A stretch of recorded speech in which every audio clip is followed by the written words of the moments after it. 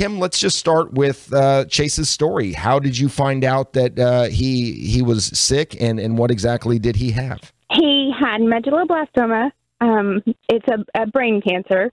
He had been throwing up randomly for almost a year, about 8 months before the doctor took him in for an MRI. And that wasn't until he was just playing on the floor with his little race cars one day and just started screaming and crying, yelling for mommy, saying he was falling, and he was just sitting on the floor.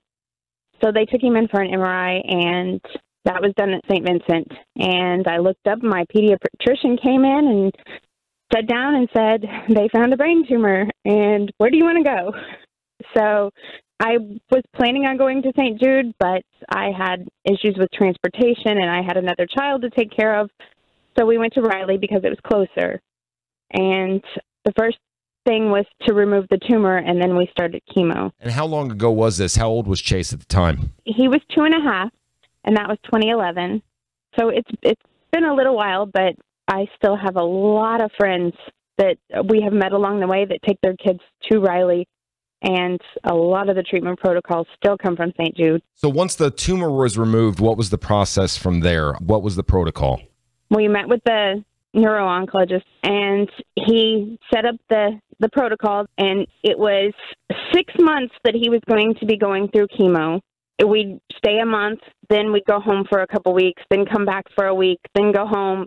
They had it all lined out. He gets this chemo and this amount at this time, and this chemo and this amount at this time. And I think that's how St. Jude does it, and that's where they're coming up with ideas. They know specifically which chemos treat different cancers, because not one chemo drug will treat every cancer. Now, unfortunately, Chase's journey ended a little sooner than you would have liked. When did he pass away? Yes. June 24th of 2013. Okay. He was just 2 months shy of his his 5th birthday. He was 4 at the time. Yeah. Well, and I know you said the protocol that you used, even though you weren't at St. Jude, the protocol came from St. Jude, and Riley were the ones that administered that protocol, correct? Yes.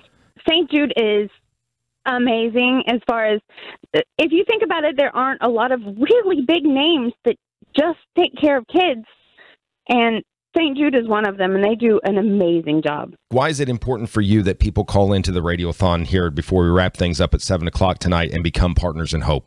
Because these kids really need help. They are amazing. Chase's little motto was tough as Chase, and we write that on just about everything we do to this day. But it wasn't just him. There were so many kids in there that just totally, they'll get a chemo and throw up and feel horrible, but they still want to get up and play, and they still want to talk to people, and they never complain.